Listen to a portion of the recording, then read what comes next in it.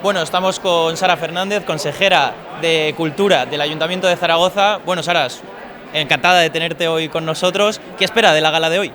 Pues mucha diversión, aprender también muchas cosas porque es muy interesante toda la parte científica y todas esas triquiñuelas que nos explican también los autores muchas veces y conocer en primera persona a los premiados, que creo que también es un lujo.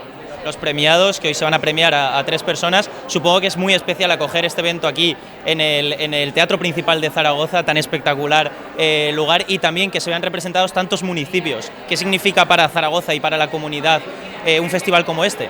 Para nosotros es muy importante colaborar con el resto de municipios aragoneses. La cultura es algo vertebrador y yo creo que hay que dar las gracias a Aragón Negro por llevar la cultura, la literatura y el resto de artes escénicas del festival a todos los municipios aragoneses.